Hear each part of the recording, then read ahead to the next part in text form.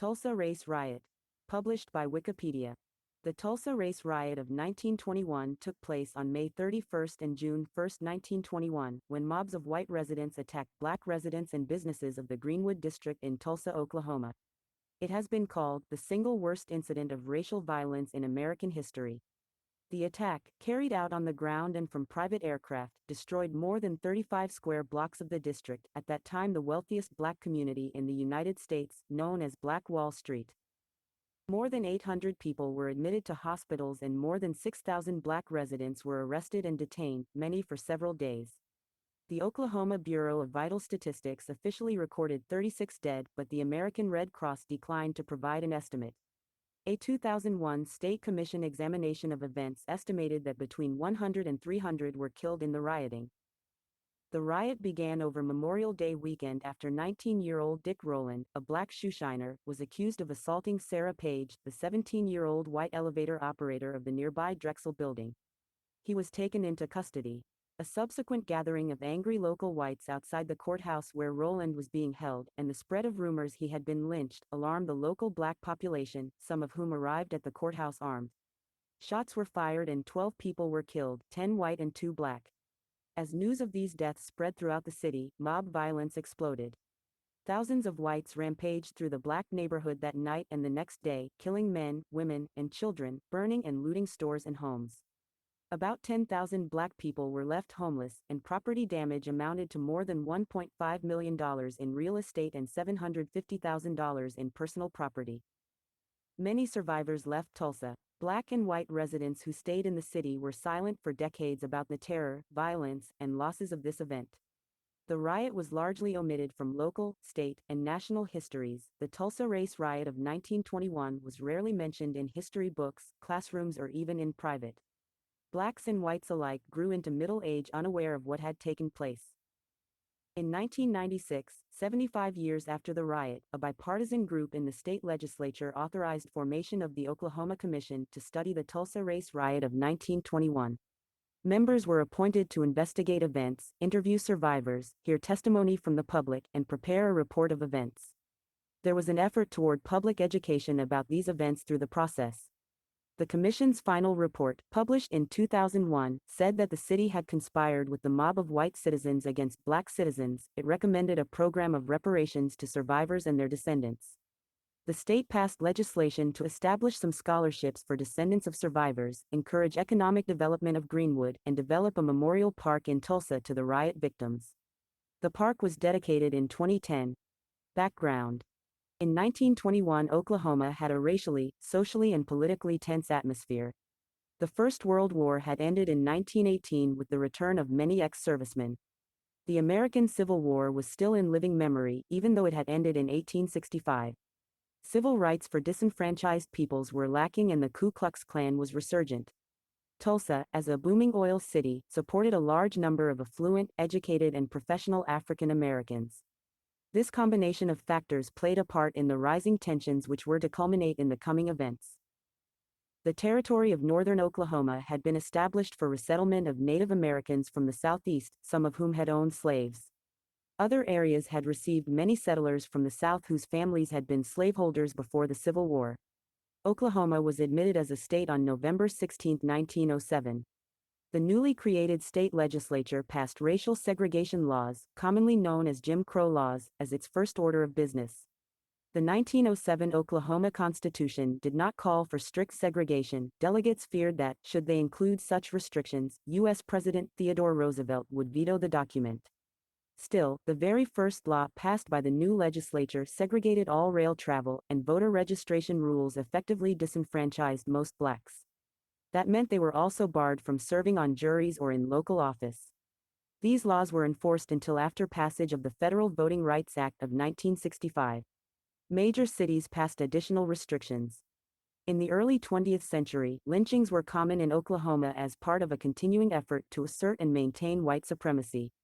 Between the declaration of statehood and the riot 13 years later, at least 31 persons were lynched in Oklahoma, 26 were black, and nearly all were men or boys. During the 20 years following the riot, the number of known lynchings statewide fell to 2. On August 4, 1916, Tulsa passed an ordinance that mandated residential segregation by forbidding blacks or whites from residing on any block where three-fourths or more of the residents were of the other race. Although the United States Supreme Court declared such an ordinance unconstitutional the following year, Tulsa and many other border and southern cities continued to establish and enforce segregation for the next 3 decades. As returning veterans tried to re-enter the labor market following World War I, social tensions and anti-black sentiment increased in cities where job competition was high. At the same time, black veterans pushed to have their civil rights enforced, believing they had earned full citizenship by military service. In what became known as the Red Summer of 1919, industrial cities across the Midwest and North experienced severe race riots where whites, sometimes including local authorities, attacked black communities.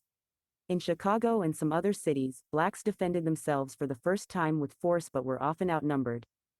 Northeastern Oklahoma was in an economic slump that increased unemployment. Since 1915, the Ku Klux Klan had been growing in urban chapters across the country. Its first significant appearance in Oklahoma occurred on August 12, 1921. By the end of 1921, Tulsa had 3,200 residents in the Klan by one estimate. The city's population was 72,000 in 1920. Greenwood was a district in Tulsa organized in 1906 following Booker T. Washington's 1905 tour of Arkansas, Indian Territory and Oklahoma. Greenwood became so prosperous that it came to be known as the Negro Wall Street. Blacks had created their own businesses and services in this enclave, including several grocers, 2 newspapers, 2 movie theaters, nightclubs, and numerous churches. Black professionals, including doctors, dentists, lawyers, and clergy, served their peers. Most blacks lived together in the district, and during his trip to Tulsa in 1905, Washington encouraged the cooperation, economic independence and excellence being demonstrated there.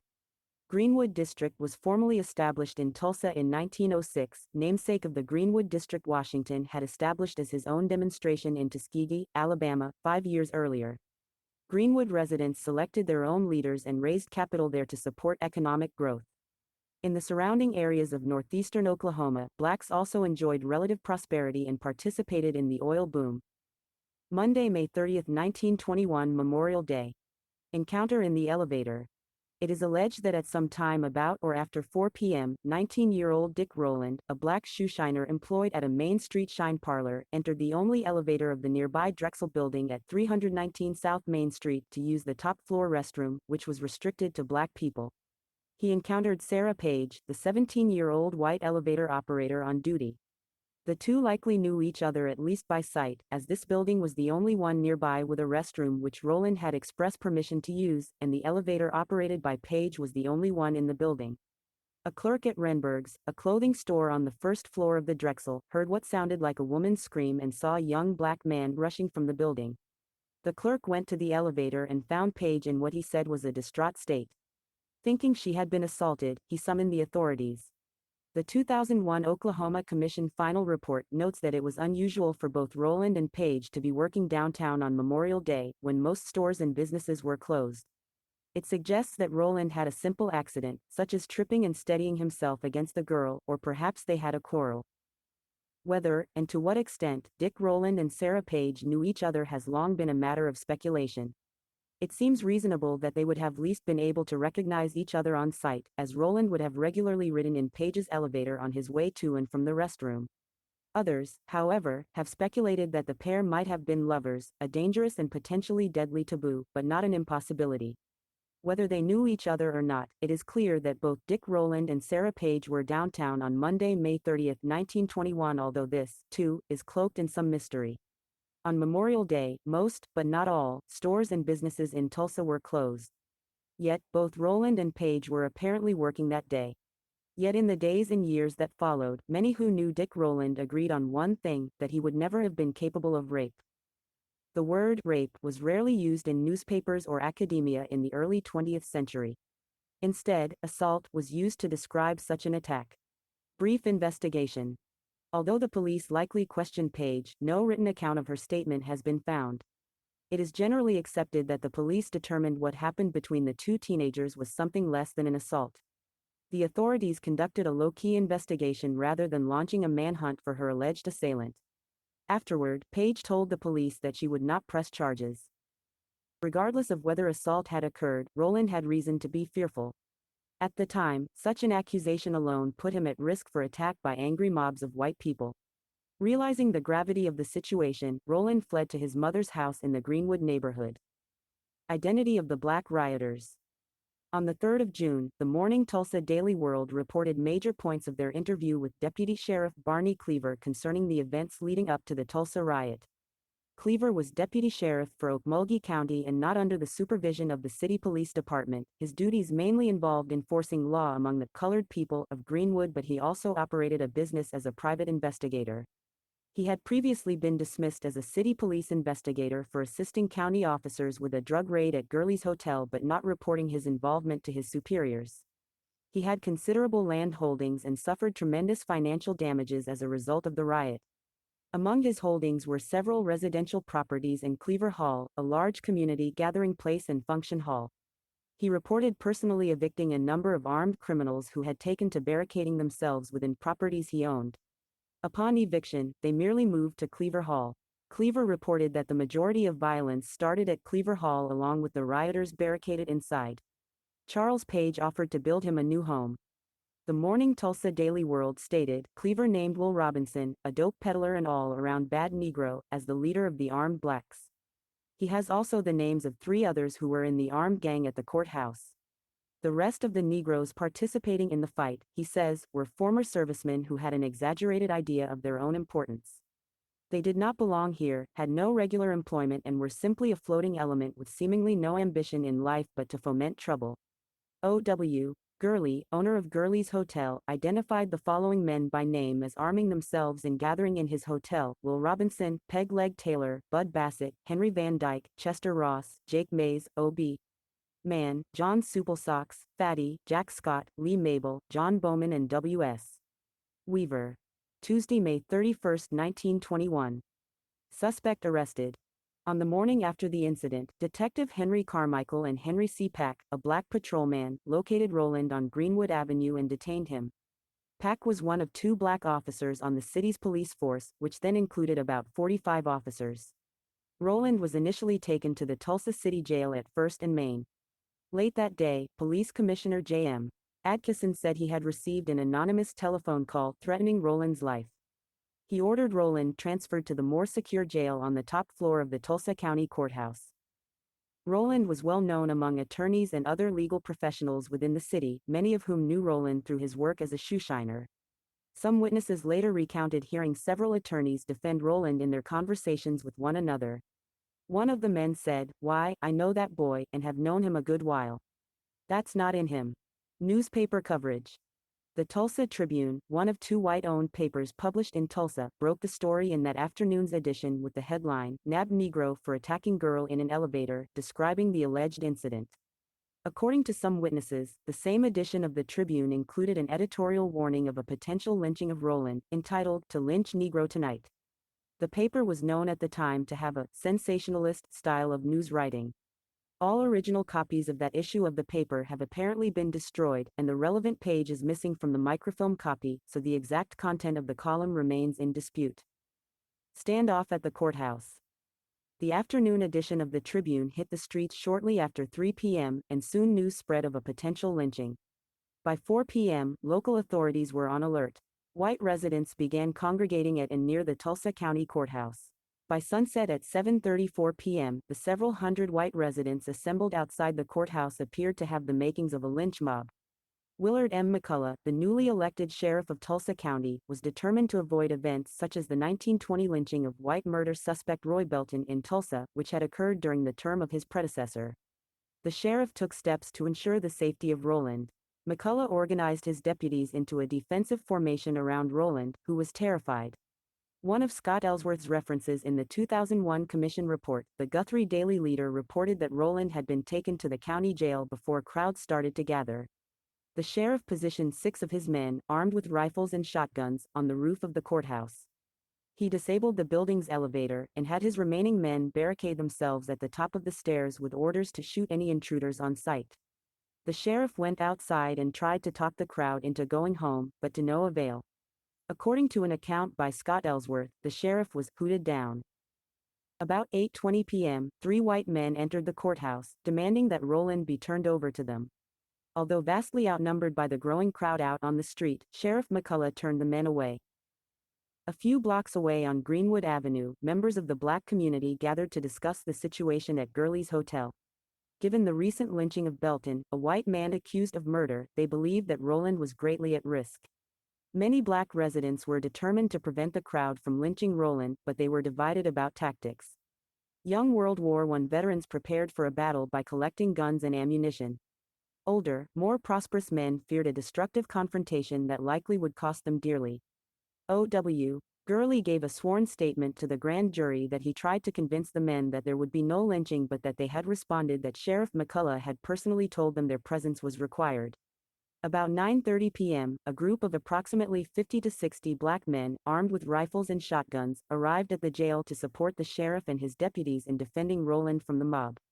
Corroborated by 10 witnesses, Attorney James Luther submitted to the grand jury that they were following the orders of Sheriff McCullough, who publicly denied he gave any orders. I saw a car full of Negroes driving through the streets with guns. I saw Bill McCullough and told him those Negroes would cause trouble. McCullough tried to talk to them, and they got out and stood in single file. W.G. Daggs was killed near Boulder and 6th Street. I was under the impression that a man with authority could have stopped and disarmed them. I saw Chief of Police on south side of courthouse and top step, talking. I did not see any officer except the chief. I walked in the courthouse and met McCullough in about 15 feet of his door. I told him these Negroes were going to make trouble, and he said he had told them to go home. He went out and told the whites to go home, and one said, "They said you told them to come up here." McCullough said, "I did not," and a Negro said, "You did tell us to come." Taking up arms.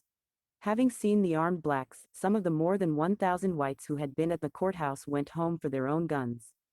Others headed for the National Guard Armory at 6th Street and Norfolk Avenue, where they planned to arm themselves. The armory contained a supply of small arms and ammunition. Major James Bell of the 180th Infantry had already learned of the mounting situation downtown and the possibility of a break-in, and he took measures to prevent the same. He called the commanders of the 3 National Guard units in Tulsa, who ordered all the Guard members to put on their uniforms and report quickly to the armory. When a group of whites arrived and began pulling at the grating over a window, Bell went outside to confront the crowd of 300 to 400 men. Bell told them that the Guard members inside were armed and prepared to shoot anyone who tried to enter. After this show of force, the crowd withdrew from the armory. At the courthouse, the crowd had swollen to nearly 2,000, many of them now armed. Several local leaders, including Reverend Charles W. Kerr, pastor of the First Presbyterian Church, tried to dissuade mob action. The chief of police, John A. Gustafson, later claimed that he tried to talk the crowd into going home. Anxiety on Greenwood Avenue was rising. Many blacks worried about the safety of Roland. Small groups of armed black men ventured toward the courthouse in automobiles, partly for reconnaissance, and to demonstrate they were prepared to take necessary action to protect Roland. Many white men interpreted these actions as a Negro uprising and became concerned. Eyewitnesses reported gunshots, presumably fired into the air, increasing in frequency during the evening. Second offer. In Greenwood, rumors began to fly, in particular, a report that whites were storming the courthouse. Shortly after 10 p.m., a second, larger group of approximately 75 armed black men decided to go to the courthouse. They offered their support to the sheriff, who declined their help. According to witnesses, a white man is alleged to have told one of the armed black men to surrender his pistol. The man refused, and a shot was fired. That first shot may have been accidental, or meant as a warning. It was a catalyst for an exchange of gunfire. Riot. The gunshots triggered an almost immediate response by whites in the crowd, many of whom fired on the blacks, who then fired back at the whites. The first battle was said to last a few seconds or so, but took a toll, as 10 whites and 2 blacks lay dead or dying in the street. The black contingent retreated toward Greenwood. A rolling gunfight ensued. The armed white mob pursued the armed black mob toward Greenwood, with many stopping to loot local stores for additional weapons and ammunition. Along the way, bystanders, many of whom were leaving a movie theater after a show, were caught off guard by the mobs and fled. Panic set in as the white mob began firing on any black people in the crowd. The white mob also shot and killed at least one white man in the confusion. At around 11 p.m., members of the Oklahoma National Guard unit began to assemble at the armory to organize a plan to subdue the rioters. Several groups were deployed downtown to set up guard at the courthouse, police station, and other public facilities. Members of the local chapter of the American Legion joined in on patrols of the streets. The forces appeared to have been deployed to protect the white districts adjacent to Greenwood. The National Guard rounded up numerous black people and took them to the convention hall on Brady Street for detention. Many prominent white Tulsans also participated in the riot, including Tulsa founder and KKK member W. Tate Brady, who participated in the riot as a night watchman. It was reported, in this land press, that W. Tate Brady participated and led the tarring and feathering of a group of men. The article states that police delivered the convicted men into the custody of the black-robed Knights of Liberty. The provided document attached to the article states, "I believe the circumstantial evidence is sufficient to prevent any of them from wanting to give anyone any trouble in the way of lawsuits." All made the same statement with emphasis that Tate Brady put on the tar and feathers in the name of the women and children of Belgium. The same is true as to the part that Chief of Police Ed Lucas took. Not all the witnesses said they would swear in court as to, document incomplete. The since uncovered remainder of the document continues. It is a question as to what extent I could go in establishing beyond a doubt the persons in the mob, since their disguise with the robes and masks was complete. I doubt if I could do it in a court in Oklahoma at this time. In the Tulsa Daily World article about the incident, the victims were reported to be suspected German spies, referred to as IWWs. Harlow's Weekly also explains the contemporary connection between Belgium, the IWW, and the Knights of Liberty. The article sympathetically explains the actions as economically and politically motivated rather than racially motivated. A Kansas detective reported over 200 members of the IWW and their affiliates migrated to Oklahoma to organize an open rebellion among the working class against the war effort planned for November 1, 1917. It was reported that police beat the IWW members before delivering them to the Knights of Liberty. The Tulsa Daily World reported that none of the policemen could identify any of the hooded men. The Tulsa Daily World article states that the policemen were kidnapped, forced to drive the prisoners to a ravine, and forced to watch the entire ordeal at gunpoint. Previous reports regarding Brady's character seem favorable, and he hired black employees in his businesses. Brady married a Cherokee woman and fought for Cherokee claims against the U.S. government. At around midnight, white rioters again assembled outside the courthouse. It was a smaller group but more organized and determined. They shouted in support of a lynching. When they attempted to storm the building, the sheriff and his deputies turned them away and dispersed them. Wednesday, June 1, 1921. Throughout the early morning hours, groups of armed whites and blacks squared off in gunfights. At this point, the fighting was concentrated along sections of the Frisco tracks, a dividing line between the black and white commercial districts.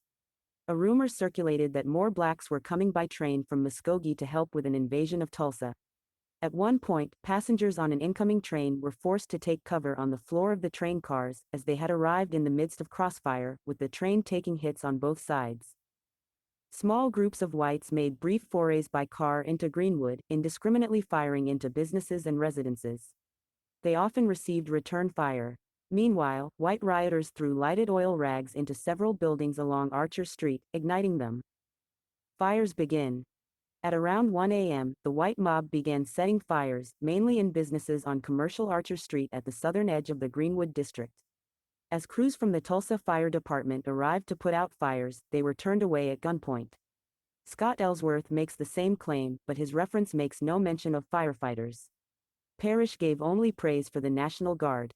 Another reference Ellsworth gives to support the claim of holding firefighters at gunpoint is only a summary of events in which they suppressed the firing of guns by the rioters and disarmed them of their firearms. Yet another of his references states that they were fired upon by the white mob. It would mean a fireman's life to turn a stream of water on one of those Negro buildings. They shot at us all morning when we were trying to do something, but none of my men were hit. There is not a chance in the world to get through that mob into the Negro district. By 4 a.m., an estimated 24 black-owned businesses had been set ablaze. As news traveled among Greenwood residents in the early morning hours, many began to take up arms in defense of their neighborhood, while others began a mass exodus from the city. Throughout the night, both sides continued fighting, sometimes only sporadically. Daybreak. Upon sunrise, around 5 a.m., a train whistle sounded. Some rioters believed this sound to be a signal for the rioters to launch an all-out assault on Greenwood. A white man stepped out from behind the Frisco depot and was fatally shot by a sniper in Greenwood. Crowds of rioters poured from their shelter, on foot and by car, into the streets of the black neighborhood. 5 white men in a car led the charge, but were killed by a fusillade of gunfire before they had traveled 1 block. Overwhelmed by the sheer number of white attackers, the blacks retreated north on Greenwood Avenue to the edge of town. Chaos ensued as terrified residents fled. The rioters shot indiscriminately and killed many residents along the way. Splitting into small groups, they began breaking into houses and buildings, looting. Several residents later testified the rioters broke into occupied homes and ordered the residents out to the street, where they could be driven or forced to walk to detention centers. A rumor spread among the rioters that the new Mount Zion Baptist Church was being used as a fortress and armory. Purportedly 20 caskets full of rifles had been delivered to the church, though no evidence was ever found. Attack by air. Numerous eyewitnesses described airplanes carrying white assailants, who fired rifles and dropped firebombs on buildings, homes, and fleeing families. The privately owned aircraft were dispatched from the nearby Curtis Southwest Field outside Tulsa. Law enforcement officials later said that the planes were to provide reconnaissance and protect against a Negro uprising. Law enforcement personnel were thought to be aboard at least some flights. Eyewitness accounts, such as testimony from the survivors during commission hearings and a manuscript by eyewitness and attorney Buck Colbert Franklin discovered in 2015, said that on the morning of June 1, at least a dozen or more planes circled the neighborhood and dropped burning turpentine balls on an office building, a hotel, a filling station, and multiple other buildings. Men also fired rifles at young and old black residents, gunning them down in the street. Richard S. Warner concluded in his submission to the Oklahoma Commission that contrary to later reports by claimed eyewitnesses of seeing explosions, there was no reliable evidence to support such attacks. Warner noted that while a number of newspapers targeted at black readers heavily reported the use of nitroglycerin, turpentine and rifles from the planes, many cited anonymous sources or secondhand accounts. Beryl Ford, one of the preeminent historians of the disaster, concluded from her large collection of photographs that there was no evidence of any building damaged by explosions. Danny Goebel commended Warner on his efforts and supported his conclusions. State Representative Don Ross, however, dissented from the evidence presented in the report, concluding that bombs were in fact dropped from planes during the violence. William Joseph Simmons, Grand Wizard of the Ku Klux Klan, was appointed head of the Knights of the Air on May 20, 1921. The organization was described as a fraternal organization for former Air Force officers. A spokesperson for the organization publicly denounced the Ku Klux Klan and denied any connection. New eyewitness account. In 2015, a previously unknown written eyewitness account of the events of May 31, 1921 was discovered and subsequently obtained by the Smithsonian National Museum of African American History and Culture. The 10-page typewritten manuscript was authored by noted Oklahoma attorney Buck Colbert Franklin. Notable quotes. Lurid flames roared and belched and licked their forked tongues into the air. Smoke ascended the sky in thick, black volumes, and amid it all, the planes, now a dozen or more in number, still hummed and darted here and there with the agility of natural birds of the air. Planes circling in midair, they grew in number and hummed, darted and dipped low. I could hear something like hail falling upon the top of my office building. Down East Archer, I saw the old Midway Hotel on fire, burning from its top, and then another and another and another building began to burn from their top. The sidewalks were literally covered with burning turpentine balls. I knew all too well where they came from, and I knew all too well why every burning building first caught fire from the top. I paused and waited for an opportune time to escape. Where is our splendid fire department with its half-dozen stations? I asked myself. Is the city in conspiracy with the mob? Franklin stated that every time he saw a white man shot, he felt happy and he swelled with pride and hope for the race. Franklin reported seeing multiple machine guns firing at night and hearing thousands and thousands of guns being fired simultaneously from all directions. He states that he was arrested by 1,000 boys, it seemed, firing their guns every step they took. Other whites. As unrest spread to other parts of the city, many middle-class white families who employed black people in their homes as live-in cooks and servants were accosted by white rioters. They demanded the families turn over their employees to be taken to detention centers around the city. Many white families complied, and those who refused were subjected to attacks and vandalism in turn. Arrival of National Guard troops. Adjutant General Charles Barrett of the Oklahoma National Guard arrived with 109 troops from Oklahoma City by special train about 9:15 a.m. Ordered in by the governor, he could not legally act until he had contacted all the appropriate local authorities, including the mayor T.D. Evans, the sheriff, and the police chief. Meanwhile, his troops paused to eat breakfast. Barrett summoned reinforcements from several other Oklahoma cities. By this time, thousands of black residents had fled the city. Another 4,000 persons had been rounded up and detained at various centers. Under the martial law established that day, the detainees were required to carry identification cards. Barrett declared martial law at 11:49 a.m., and by noon the troops had managed to suppress most of the remaining violence. A 1921 letter from an officer of the Service Company, 3rd Infantry, Oklahoma National Guard, who arrived May 31, 1921, reported numerous events related to suppression of the riot. Taking about 30 to 40 blacks into custody. Putting a machine gun on a truck and taking it on patrol. Being fired on from Negro snipers from the church and returning fire, *. Being fired on by white men. Turning the prisoners over to deputies to take them to police headquarters. Being fired upon again by Negroes and having 2 NCOs slightly wounded. Searching for Negroes and firearms. Detailing a NCO to take 170 Negroes to the civil authorities, and delivering an additional 150 Negroes to the convention hall. Stockpiled ammunition.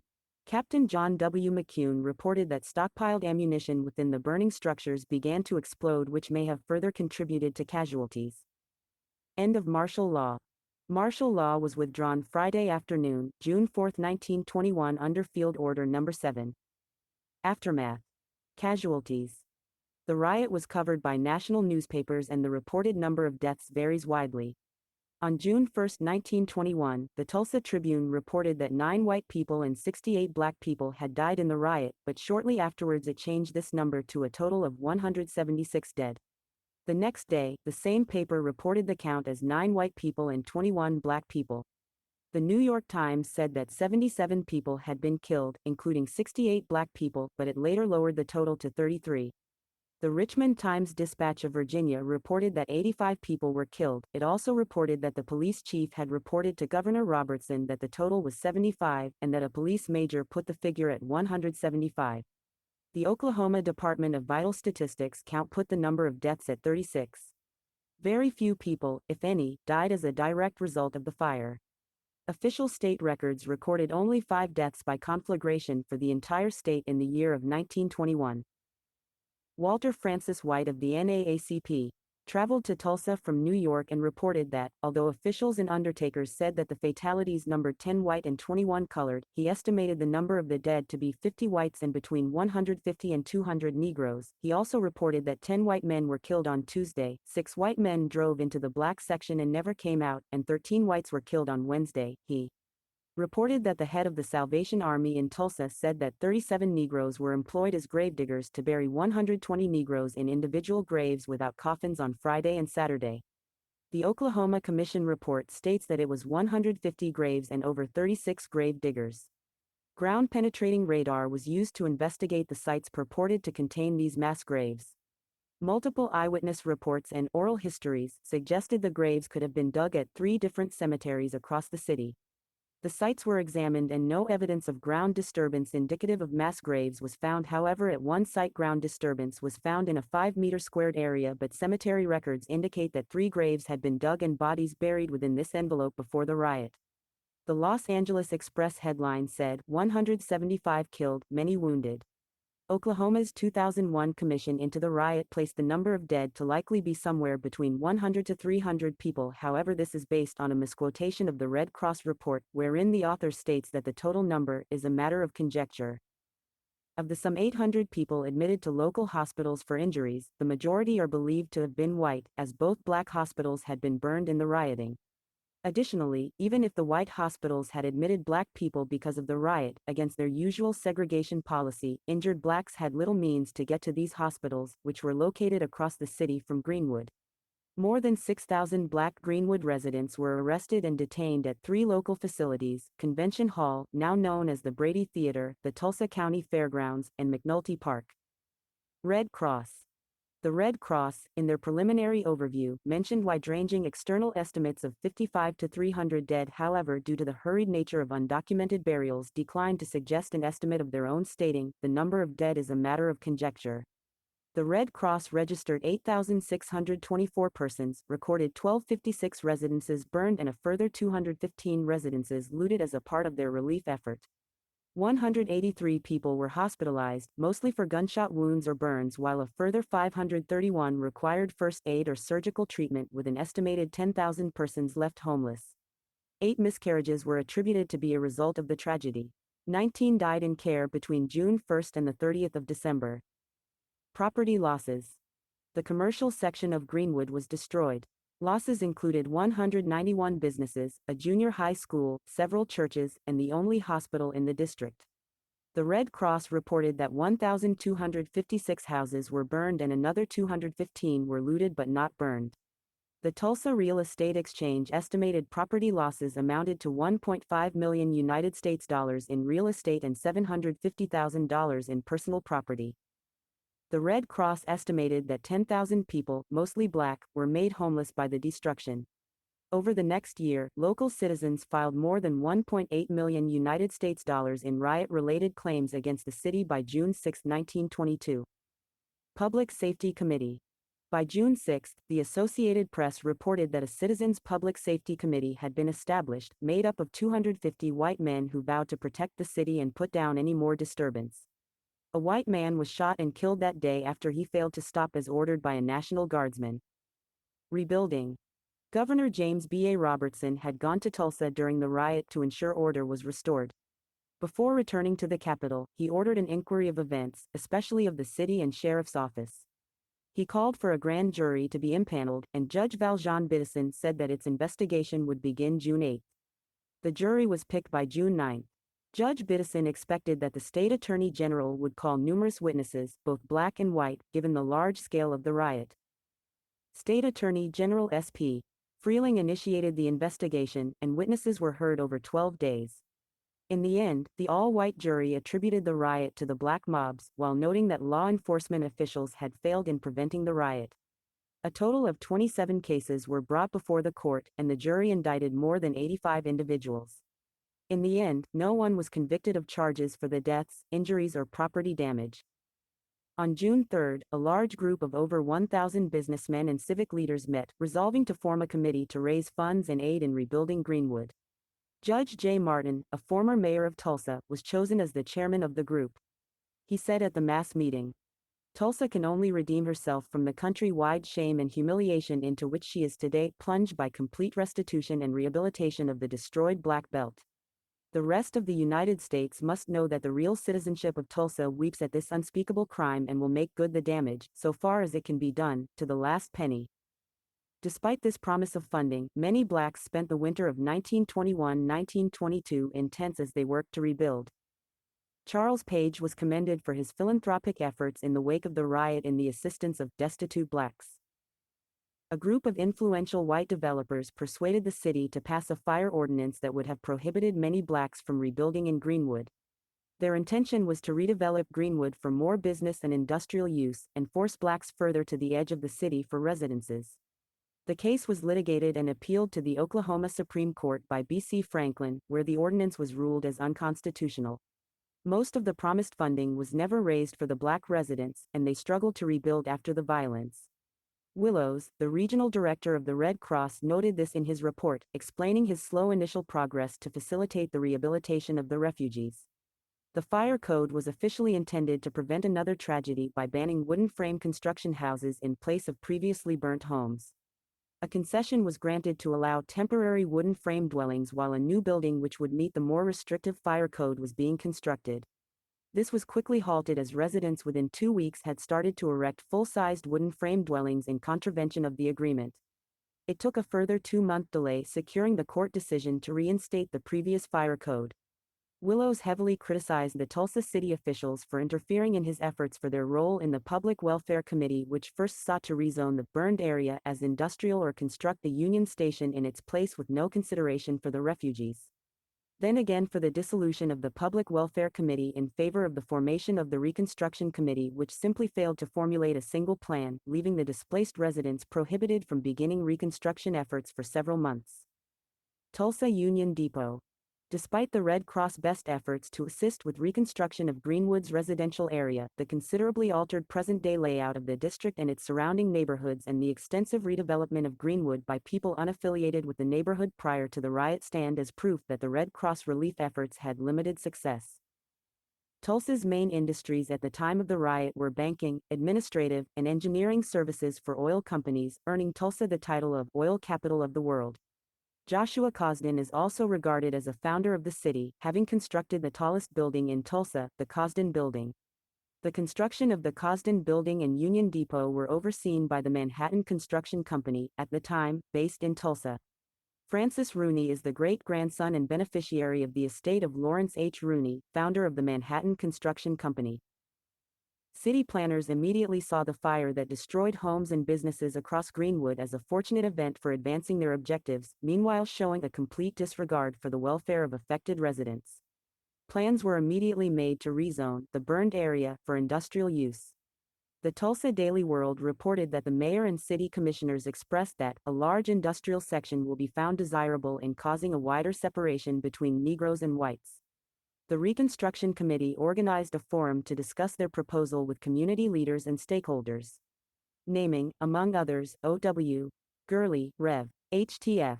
Johnson and Barney Cleaver as participants in the forum, it was reported that all members were in agreement with the plan to redevelop the burned district as an industrial section and agreed that the proposed Union Station project was desirable. Not a note of dissension was expressed. The article states that these community leaders would again meet at the First Baptist Church in the following days. The Black Dispatch describes the content of the following meeting at the First Baptist Church. The Reconstruction Committee had intended to have the black landholders sign over their property to a holding company managed by black representatives on behalf of the city, but which was to be turned over to a white appraisal committee which would pay residents for the residential zoned land at the lower industrial zoned value in advance of the rezoning. Professor J.W. Hughes addressed the white Reconstruction Committee members in opposition to their proposition, coining a slogan which would come to galvanize the community: "I'm going to hold what I have until I get what I've lost." Construction of the Tulsa Union Depot, a large central rail hub connecting three major railroads, began in Greenwood less than 2 years after the riot. Prior to the riot, construction had already been underway for a smaller rail hub nearby. However, in the aftermath of the riot, land on which homes and businesses had been destroyed by the fires suddenly became available, allowing for a larger train depot near the heart of the city to be built in Greenwood instead. 1921 Grand Jury Investigation. Allegations of corruption. Chief Chuck Jordan described the conduct of the 1921 Tulsa police as, "The police department did not do their job then, they just didn't."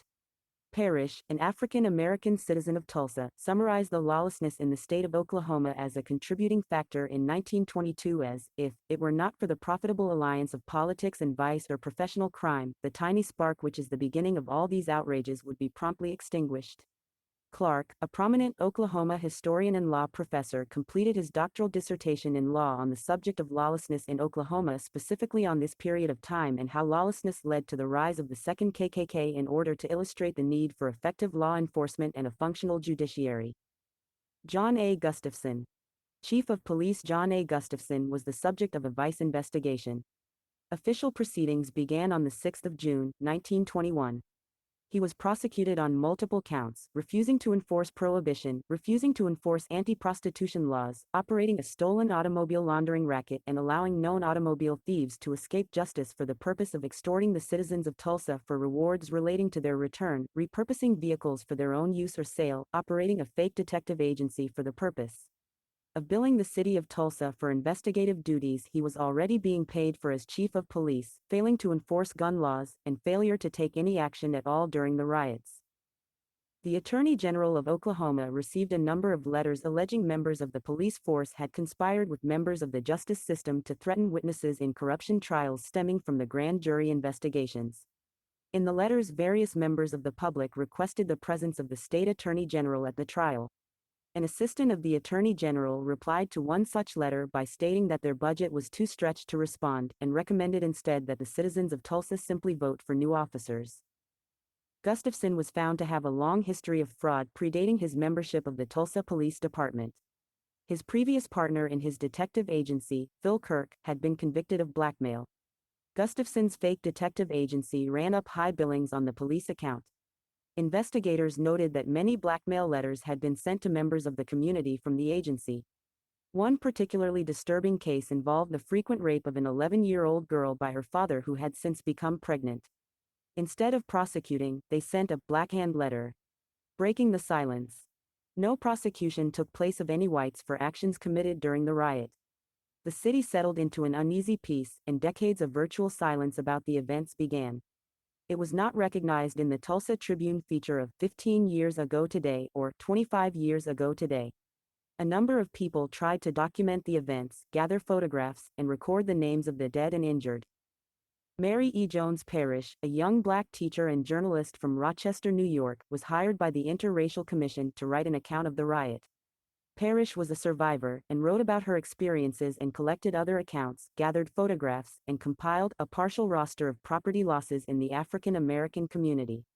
She published these in Events of the Tulsa Disaster. It was the first book to be published about the riot. The first academic account was a master's thesis written in 1946 by Lauren L. Gill, a veteran of World War II, but the thesis did not circulate beyond the University of Tulsa. In 1971, a small group of survivors gathered for a memorial service at Mount Zion Baptist Church with blacks and whites in attendance. That same year, the Tulsa Chamber of Commerce decided to commemorate the riot, but when they read the accounts and saw photos gathered by Ed Wheeler, host of a radio history program, detailing the specifics of the riot, they refused to publish them.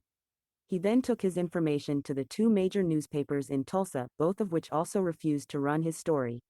His article was finally published in Impact magazine, a new publication aimed at black audiences, but most of Tulsa's white residents never knew about it. In the early 1970s, along with Henry C. Whitlow Jr., a history teacher at Booker T. Washington High School, Mozella Franklin Jones had not only helped to desegregate the Tulsa Historical Society, but had mounted the first ever major exhibition on the history of African Americans in Tulsa. Moreover, she had also created at the Tulsa Historical Society the first collection of massacre photographs available to the public. While researching and sharing the history of the riot, Jones collaborated with a white woman named Ruth Sigler Avery, who was also trying to publicize accounts of the riot. The women encountered pressure, particularly among whites, to keep silent. Tulsa Race Massacre Commission. In 1996, as the riot's 75th anniversary neared, the state legislature authorized an Oklahoma commission to investigate the Tulsa race riot by appointing individuals to study and prepare a report detailing a historical account of the riot. Authorization of the study enjoyed strong support from members of both political parties and all political persuasions. The commission was originally called the Tulsa Race Riot Commission, but in November 2018 the name was officially changed to Tulsa Race Massacre Commission. In addition to conducting interviews and hearing testimony, the commission arranged for archaeological, non-invasive ground surveys of Newblock Park, Oaklawn Cemetery, and Booker T. Washington Cemetery, which were identified as possible locations for mass graves of black victims of the violence. According to oral histories and other sources, such mass graves existed. Documentation and timing suggested that whites would have buried blacks at the first two locations. Blacks were said to have buried black victims at the third location after the riot was over. The people buried at the Washington Cemetery, which is reserved for black people, were thought to perhaps be people who had died of their wounds after the riot had ended, since it was the most distant suspected burial location from downtown. Investigations of the three potential mass grave sites were performed in 1997 and 1998. Though the total areas could not be surveyed, preliminary data suggested there were no mass graves in these locations. In 1999, an eyewitness was found who had seen whites burying blacks at Oaklawn Cemetery. A team investigated the potential area with more equipment. The commission delivered its final report on February 21, 2001. In addition to thoroughly documenting the causes and damages of the riot, the report recommended actions for substantial restitution to the black residents, listed below in order of priority. Direct payment of reparations to survivors of the 1921 Tulsa race riot. Direct payment of reparations to descendants of the survivors of the Tulsa race riot. A scholarship fund available to students affected by the Tulsa race riot. establishment of an economic development enterprise zone in the historic area of the Greenwood district, and a memorial for the reburial of the remains of the victims of the Tulsa race riot. The Tulsa Reparations Coalition, sponsored by the Center for Racial Justice, Inc., was formed on April 7, 2001 to obtain restitution for the damages suffered by Tulsa's Black community, as recommended by the Oklahoma Commission. In June 2001, the Oklahoma State Legislature passed the 1921 Tulsa Race Riot Reconciliation Act.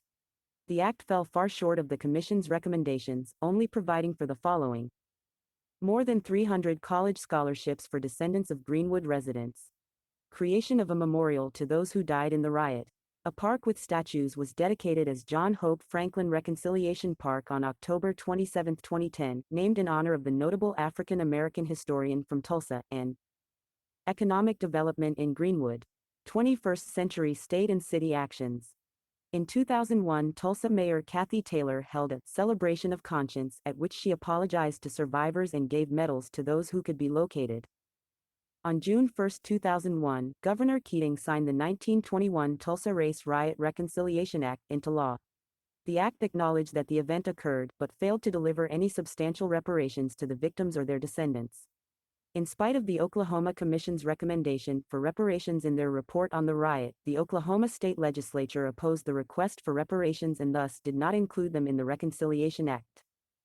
In March 2001, each of the 118 known survivors of the riot still alive at the time, the youngest of whom was 85, was given a gold-plated medal bearing the state seal, as had been approved by bipartisan state leaders. A 2017 report detailing the history of the Tulsa Fire Department from 1897 until the date of publication makes no mention of the 1921 fire. The report is published on the Tulsa City website and the Tulsa Fire Museum website. 2003 lawsuit against the City of Tulsa and the State of Oklahoma. 5 elderly survivors, represented by a legal team that included Johnny Cochran and Charles Ogletree, filed suit against the City of Tulsa and the State of Oklahoma in February 2003, based on the findings of the 2001 report. Ogletree said the state and city should compensate the victims and their families to honor their admitted obligations as detailed in the Commission's report. The federal district and appellate courts dismissed the suit, citing the statute of limitations had been exceeded on the 80-year-old case. The state requires that civil rights cases be filed within 2 years of the event. The court did not rule at all on the issues. The Supreme Court of the United States declined to hear the appeal.